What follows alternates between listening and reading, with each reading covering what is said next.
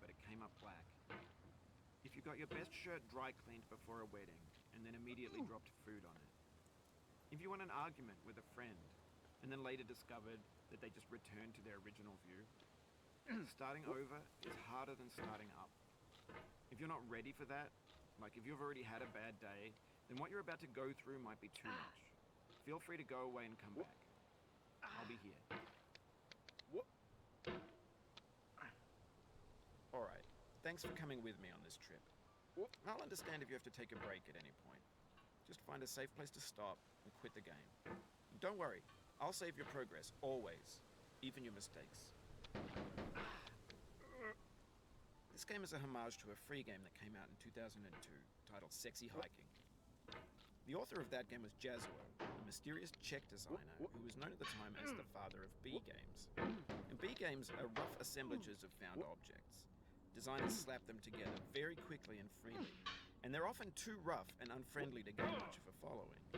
They're built more for the joy of building them than as polished products. In a certain way, Sexy Hiking is the perfect embodiment of a B game. It's built almost entirely out of found and recycled parts, and it's one of the most unusual and unfriendly games of its time. In it, your task is simply to drag yourself up a mountain with a hammer. And that act of climbing, in the digital world or in real life, has certain essential properties that give the game its flavor. No amount of forward progress is guaranteed.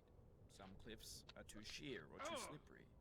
And the player is constantly, unremittingly in danger of falling and losing everything. Anyway, when you start Sexy Hiking, you're standing next to this dead tree that blocks the way to the entire rest of the game.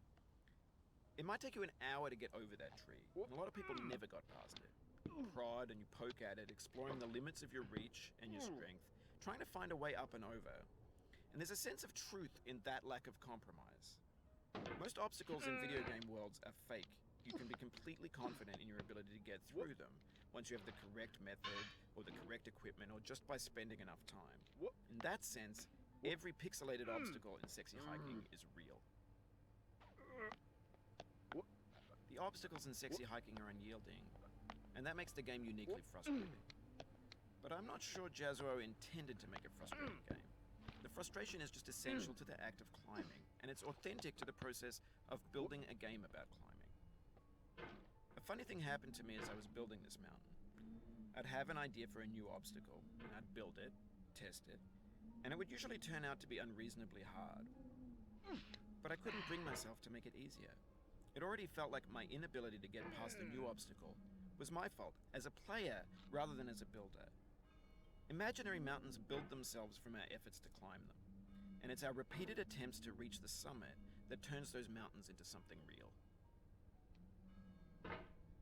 When you're building a video game world, you're building with ideas, and that can be like working with quickset cement.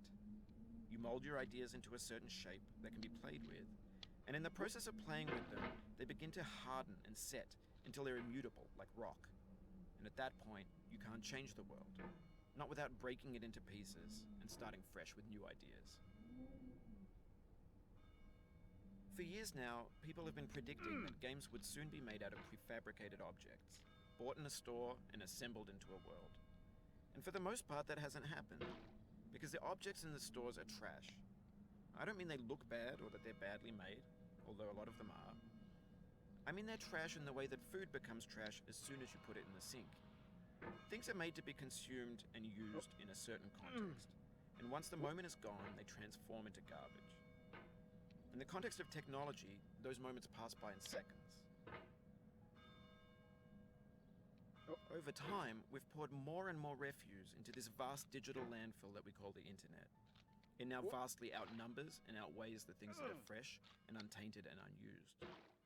When everything around us is cultural trash, trash becomes the new medium, the lingua franca of the digital age. And you can build culture out of trash. But only trash culture. Be games, be movies, be music, be philosophy. Maybe this is what digital culture is. A monstrous mountain of trash, the ash heap of creativity's fountain. A landfill with everything we ever thought of in it. Grand, infinite, and unsorted. There's 3D models of breakfast, Gen X's fanfic novels, scan magazines, green screen Shia LaBeouf, banned snuff scenes on LiveLeak. Facebook's got lifelike bots with unbranded adverts and candid shots of Kanye and Taylor Swift mashups, car crash epic failed GIFs, Russian dashcam vids, discussions of McRibs, discarded, forgotten, unrecycled, muddled, rotten, untitled. Everything's fresh for about 6 seconds, until some newer thing beckons, and we hit refresh. And there's years of persevering, disappearing into the pile, out of style, out of sight. In this context, it's tempting to make friendly content that's gentle, that lets you churn through it but not earn it. Why make something demanding if it just gets piled up in the landfill, filed in with the bland things? When games were new, they wanted a lot from you. Daunting you, taunting you, resetting and delaying you. Players played stoically. Now everyone's turned off by that. They want to burn through it quickly. A quick fix for the fickle. Some tricks for the clicks of the feckless. But that's not you. You're an acrobat. You could swallow a baseball bat. Now I know, most likely you're watching this on YouTube or Twitch, while some dude with 10 million views does it for you. Like a baby bird being fed chewed up food. That's culture too. But on the off chance that you're playing this, what I'm saying is, trash is disposable, but maybe it doesn't have to be approachable. What's the feeling like? Are you stressed? I guess you don't hate it if you got this far. Feeling frustrated? It's underrated. An orange, a sweet juicy fruit, locked inside a bitter peel. That's not how I feel about a challenge. I only want the bitterness. It's coffee. It's grapefruit. It's licorice. It feels like we're closer now. Composer and climber, designer and user. You could have refused, but you didn't. There was something in you that was hidden, that chose to continue.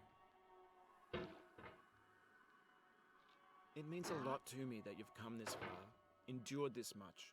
Every wisecrack, every insensitivity, every setback you've forgiven me is a kingly gift that you've given me. We have the same taste, you and I. It's not ambition, it's ambition's opposite. An obdurate mission to taste defeat. You'll feel bad if you win, so I put this snake in for you. Have you thought about who you are in this? Are you the man in the pot, Diogenes? Are you his hand? Are you the top of his hammer? I think not. Where your hand moves, the hammer may not follow, nor the man, nor the man's hand. In this here is will, his intent, the embodied resolve in his uphill ascent. Now, you've conquered the ice cliff, the platforms, the church, and the rectory, the living room and the factory, the playground, the construction site, the granite rocks, and the lakeside. You've learned to hike. There's no way left to go but up, and in a moment I'll shut up. But let me say, I'm glad you came. What? No.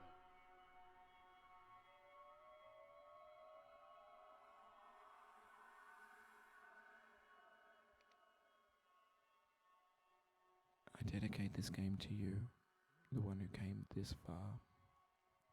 I give it to you with all my love.